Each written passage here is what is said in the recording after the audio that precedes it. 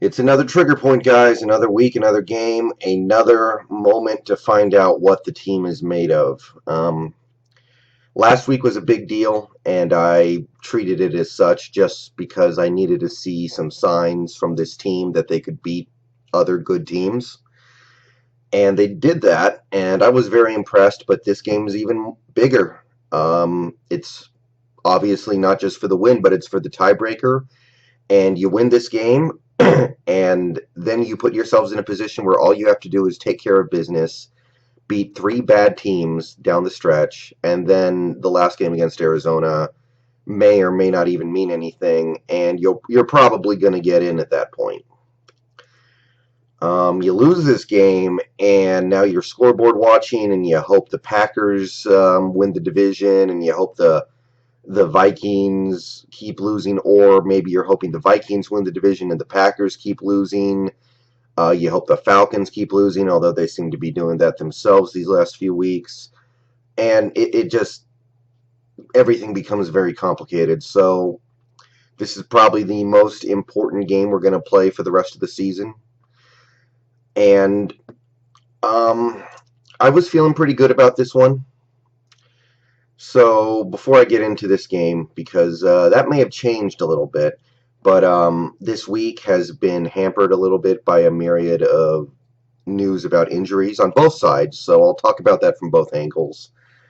This first one doesn't really have much to do with this game, but Paul Richardson went to the injured reserve list today, and he is done for the season. And he wasn't a huge part of the passing attack, but his ability to stretch a defense was something that I was kind of counting on having in the second half of the season. And we got it for one half, and he made one great catch, and he's done. And, I hate to say it already, but it seems like that's another strike against the Pete Carroll, John Snyder front office, who, I love those guys forever, of course, but strike one, Christine Michael, first pick in 2013, bust. And now 2014, our first pick, Paul Richardson. Maybe he's not a bust in the technical sense, but he seems like a guy who cannot stay healthy. So that's another strike now. If Paul Richardson looks like a, one of those, glass, he looks like China in a bowl shop, or however you want to put it, He just can't stay healthy, and you can't count on him if this is what's going on. So, you look at the drafts over the past couple years. You see the good ones. You see like Jordan Hill in the 3rd round, Luke Wilson in the 5th round. We'll see what happens with Justin Britt, but right now could go either way.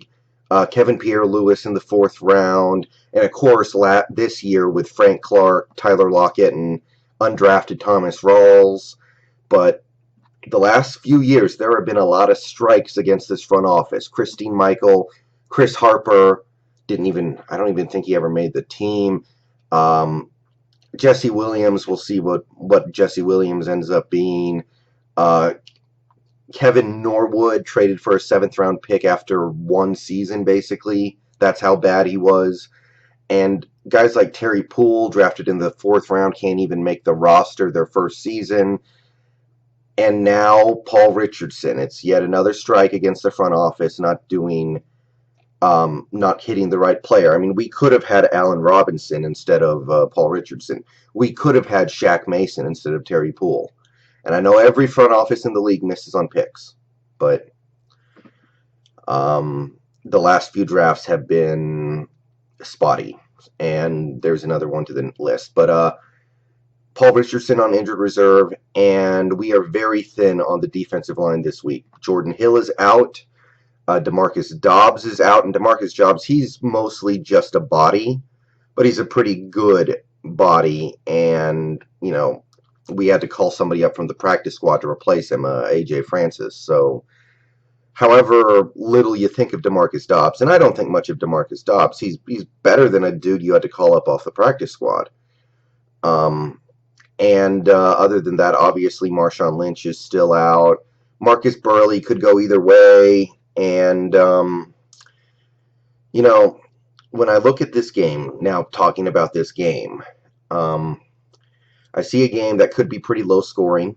I see a team where both teams I think if one team gets to, let's say, 20 points, that might be the team that wins, because I don't know if both teams are going to be able to, move the ball enough to get 20 points. I feel like if one team can get to 20, it would be really tough for the other team to make a comeback, because I don't know if either team plays football like that.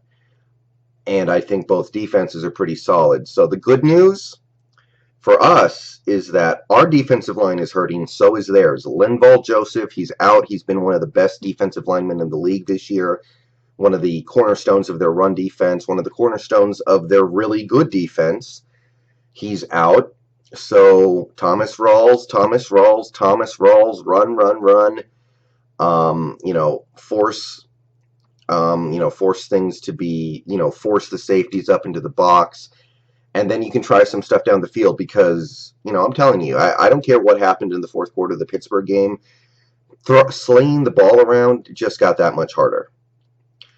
And to me, I'm also considering we need the wide receivers we have left on this team to stay healthy the whole rest of the season. Doug Baldwin, Jermaine Kearse, Tyler Lockett, all three of those guys, they have to be healthy, and they have to be at 100% for the rest of the season, or else the margin, which is already razor thin, pretty much just collapses on you. Even Jermaine Kearse, who's a guy who is not that good. Jermaine Kearse is not that great a player. But at this point, at the point we are at right now, we have to have him out there, and he has to play well, and he has to stay healthy. And behind that, you have Kevin Smith, who has one career catch, and you have B.J. Daniels, who is a utility player. And at tight end, you've got our backup tight end now, Luke Wilson, who's been playing pretty good, but he's not a high-volume tight end. He's never proven himself to be that yet. So, I take a look at it, and I think we need to establish the run. We don't have the personnel to sling the ball around 40, 50 times a game. And the good news is for us is obviously there's a hole in the Vikings defensive line. Top of that, Anthony Barr, he was questionable all week. He's probably going to play, but he might be limited.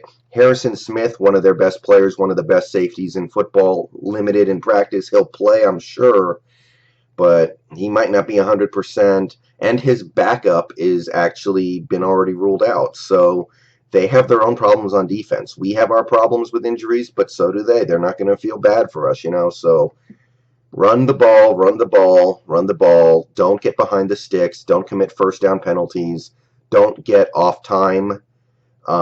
If you find yourselves in a bunch of 1st and 20s or 1st and 25s, then you get off schedule and the game plan blows up. That's what happened to us against Arizona. And defensively, I was feeling really good about this, but the defensive line right now is down to Cliff Averill and Michael Bennett, who are both Pro Bowl level defensive ends. And then you've got Frank Clark, who's another defensive end, actually, a promising rookie who's done some nice things this year. You're down to Brandon Mebane, who has had many great years here, but this is looking like the end of the line for him. Has not been a big-time impact player this year. He's done some nice things, but, he's not a big-time impact defensive tackle anymore.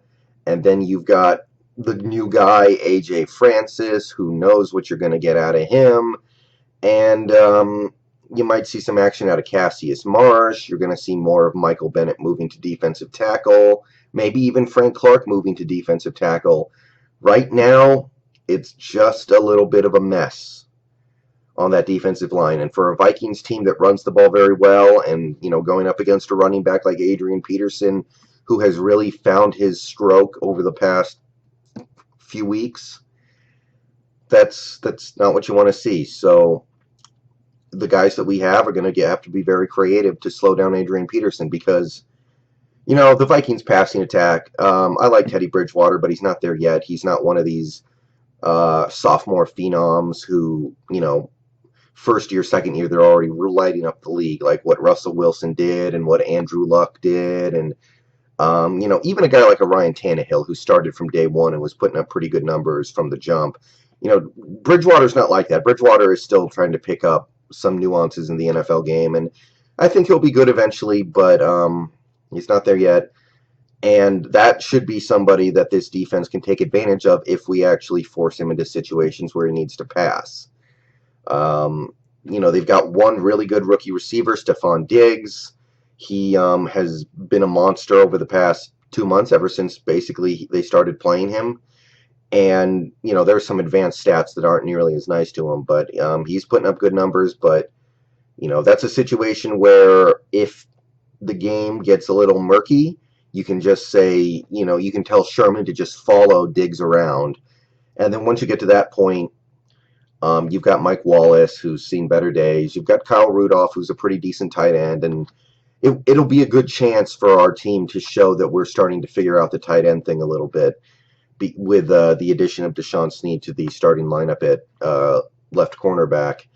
And I feel like as long as we don't let Adrian Peterson just take over the game and get the Vikings up 13-0 or something and put them in a position where they can, pin their ears back on defense and run the ball on offense, I feel pretty good about this. I feel better if our defensive line depth wasn't what it was, but, we should be able to run the ball too. So it's going to be one of those games where, if we can maybe make a big play on special teams or maybe score a touchdown on defense, I think that something like that would be enough to outlast and end up winning the game. So I feel all right, not great, but we're gonna find out a lot after tomorrow. So I'll make my post game video after it's over, and